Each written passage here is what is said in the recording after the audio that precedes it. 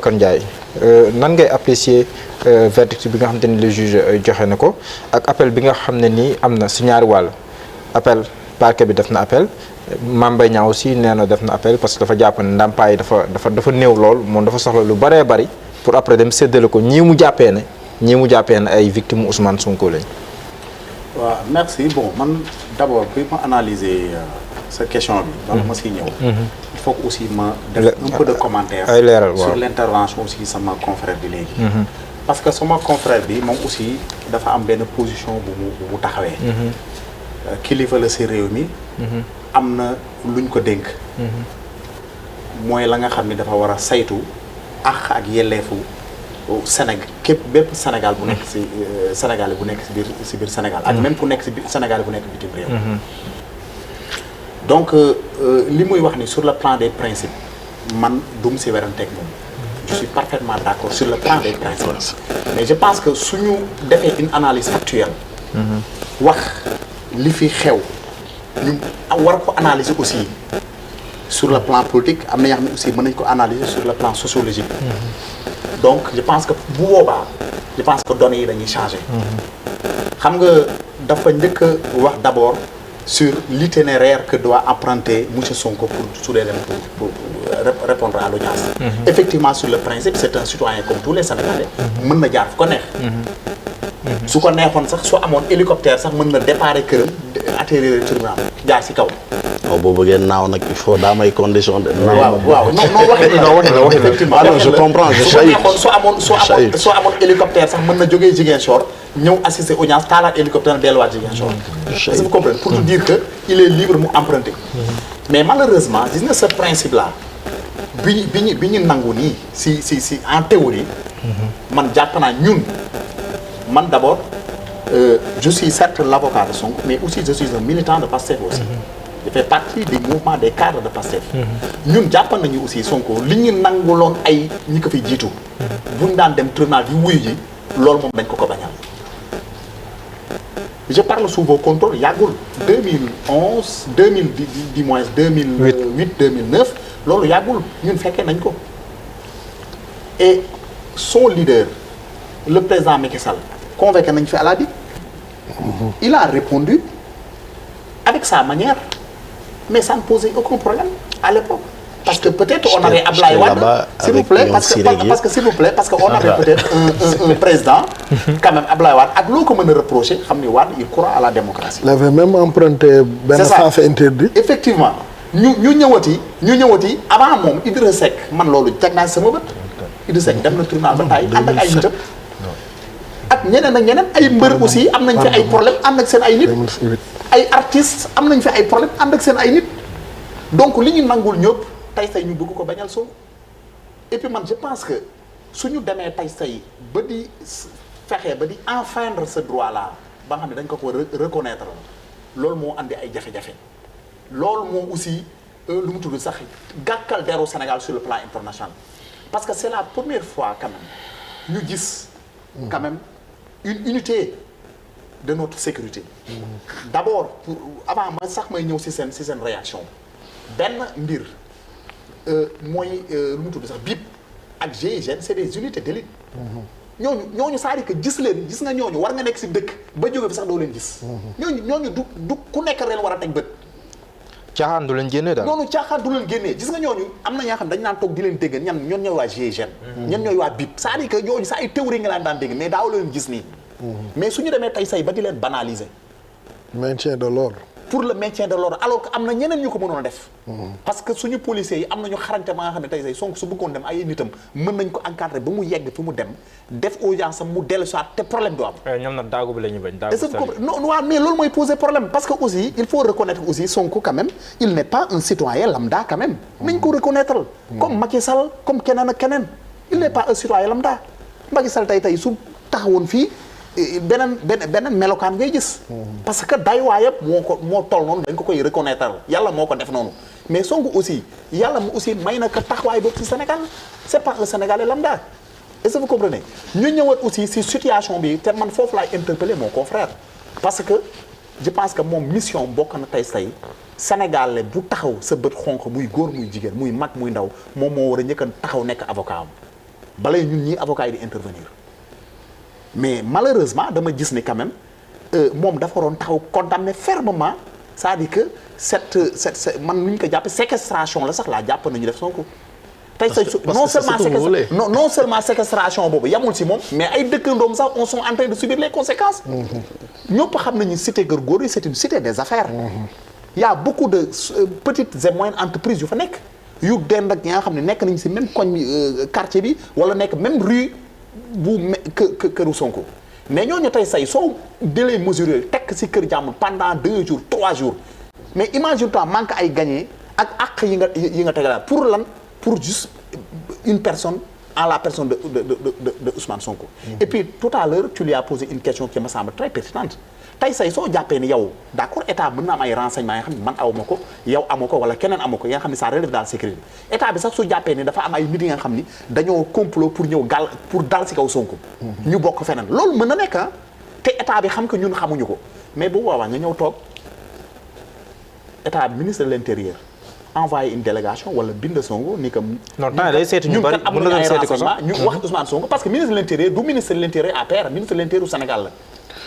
c'est un ministère ba nga xam ni Sénégalais yi nekk de la République mën na woo Ousmane Sonko wala woo protocole Ousmane Sonko wax ko ni ko on a reçu des informations des mœurs nangam dañoo bëggoon jël telle mesure de sécurité mu leen bu boobaa Sonko donc c'est un républicain day collaborer quoi. Sonko c'est un day collaborer bu boobaa mu leen donc y a aucun souci ñu xool nu ñu ko organiser après jàmm ne ñooy bu boobaa situation bi duñ ko dund est-ce que vous comprenez donc man loolu je pense que loolu laa doon xaar ci sama confrère en tant que taxawaayam parce que moom avocat la man avocat la mais moom dafa am beneen dayuwaay moom tey say dayuwaay boobu moo ko mën a permettre Sénégal fu bëddam Sonko parce que Sonko c'est un Sénégal comme tous les autres ak foo mënti bokk nit ki bokk si ànd ak Macky Sall wala mais teewul aussi soo gisee la nga xam ni injustice la ñu teg ko ka nga xam ne bokk na feneen te du yoon nga taxaw dénoncer ko est-ce que vous comprenez mais ensuite si on revient d'accord sur cette affaire là je pense que cette affaire là man je suis considérant dans cette affaire j'ai pas beaucoup de commentaires à faire ça mais en tout état de cause nous avons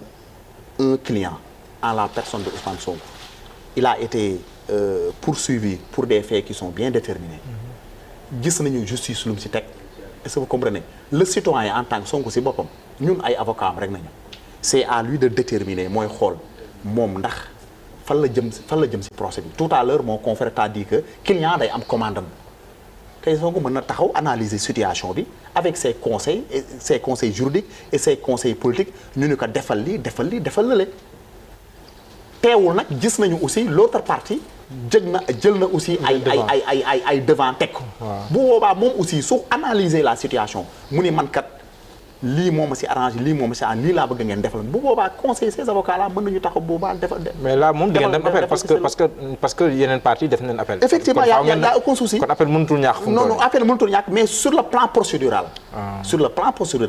muy ba nga xam ni c'est un principe de droit et je parle sous le contrôle de mon confrère c'est-à-dire que moom aussi am na droit def appel yoon may na ko mu def appel dans cette affaire là yoon may na ko mu def appel mais aussi comme li ma wax rek la partie civile aussi am na def droit à faire appel mais xam na ni l'appel que doit être partie civile est restreinte sama confrère xam na loolu.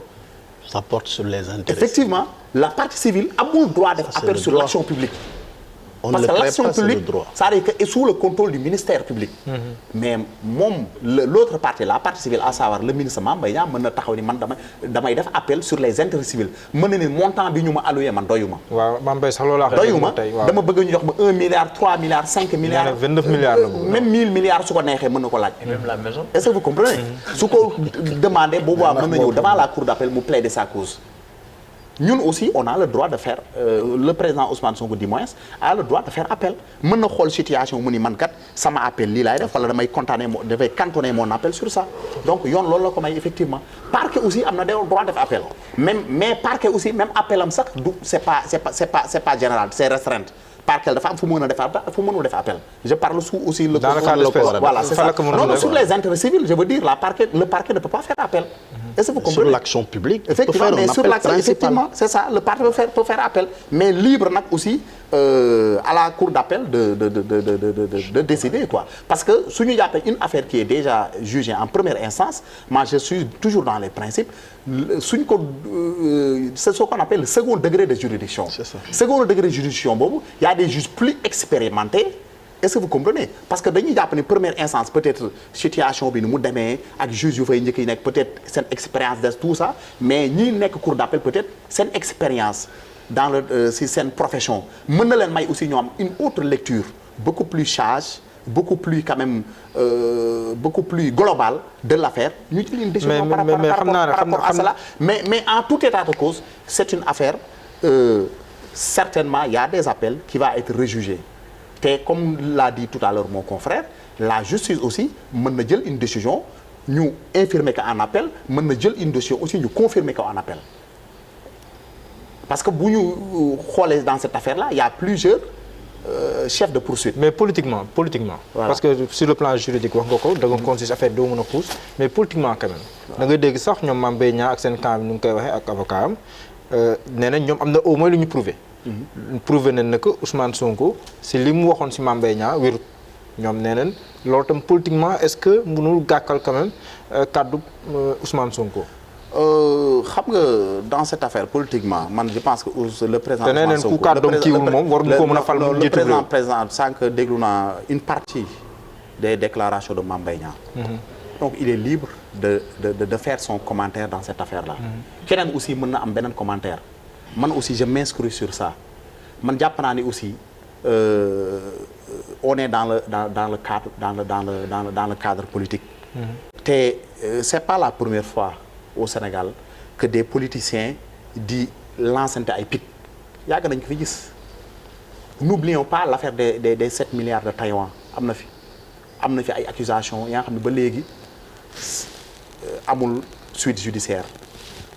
su ma fi nekkee di lim je pense que duñ fi jógee essayez de comprendre donc si on revient dans le cas de cette affaire-là précisément mais je pense que suñu affaire suñ si revenir Ousmane Sonko n'est pas la première personne à évoquer cette affaire bu leen fàtte ni mbir mi am na ñu si bind livre te livre quand même sax livre mooy la nga xam ni c'est-à-dire que c'est légué à la postérité xam nga wax sax nit ñi mën nañu ko fàtte li gars yi di wax l'écrit reste mais les paroles s'envolent mais dafa am ko bind livre man je pense que à mon avis man la jàpp peut-être sur le plan politique Mame Mbaye Niang su setal honneur am taxoon ko jóg am na ñeneen ñu mu mën a topp que le président Ousmane Sonko.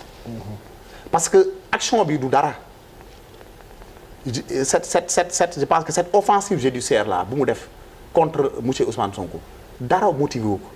li ko motivé simplement mooy c'est-à-dire que ils veulent atteindre quand même sa candidature je pense que loolu la gis nga cette analyse là loolu moo waral tey say situation bi mel ni tension bi ngay gis mais tey say fekkoon affaire bi sénégalais xam nañu quelle que soit la condamnation wala les partisans du pensée de Sonko ak ñi bëgg tey ëllëg mu jiite leen suñu xamoon ne tey say quelle que soit la condamnation ak quelle que soit situation dossier bi du mujjee fenn mais dëkk bi bu boobaa lii dina am te kenn du ko yëg. mais moo tax boo nekkee ci yenn kii aussi da ngay war a moytu. non damay wax rek lii non dama ne bu boobaa lii mënu koy non du question loolu xam nga Ousmane je dis tout à l'heure le président Ousmane Sonko est assez responsable. Je suis avocat, je ne c'est peux un pas responsable c'est le maire c'est un maire d'une très grande ville. La profession. C'est un maire d'une très grande ville. D'accord. Il était député aussi. C'est un responsable politique qui dirige quand même beaucoup de Sénégal. Il croit à son projet de société. D'accord. Donc, c'est pas la première fois muy tenir des discours. Donc, ce n'est même pas tenir un discours sur un fait bien précis. te bu leen fàtte ni. non dafa yor lu wóor toog si. ba gars yi sax dañuy naan léegi fan lay roote. man ne la dama lay wax rek lu leer. après ñu wax mu ne internet laa ko liiree. d'ailleurs Ousmane Sonko c'est-à-dire que dama ne la le président Ousmane Sonko c'est pas la première fois muy dénoncer lii. C'est-à-dire que la prévarication de nos ressources, de nos deniers publics. C'est pas la première fois. Ousmane Sonko soo seetee ci discours am c'est-à-dire que d'ailleurs li ko gën a firndeel mooy quelqu'un qui dénonce la corruption. Loolu c'est pas la première fois mu def ko. C'est quelqu'un qui a toujours dénoncé la corruption. C'est quelqu'un qui a toujours dénoncé la gabegie. Est-ce que vous comprenez? C'est quelqu'un qui a toujours dénoncé les détournements de nos deniers publics. Et puis soo xoolee parcours am méngoog aussi li muy dénoncé moo tax sénégalais yi ñu bëre am confiance yi moom jox ko bopp di ko soutenir. Donc tey say lii mu def nii je pense que ba ñu koy si topp sur le plan judiciaire ñëpp xam nañu objectif bi lan la. le seul objectif non moo tax bu yoroon ay firnde est-ce que tam dina yàggee ni léegi dama la wax benn mbir ba nga xam ni peut-être bàyyiwoo si xel yaa ngi ko mën a. parce que mooy livre bi moo wax. non dama la wax benn mbir dama ni la. Ousmane Sonko il est assez responsable. su demee ba wax benn mbir rek. am na fu mu ko tegoo ko si ay caaxaan. loolu moo tax ma ni la donc foofu laa yemale sama intervention pour là. donc il est assez responsable li mu def xam na ko. d'accord est-ce que vous comprenez. tey aussi procès bi nu mu demee je ne vais pas entrer dans le fond dans les détails mais xam nañu nu mu demee mais incha allah on attend la suite y a aucun souci. d'accord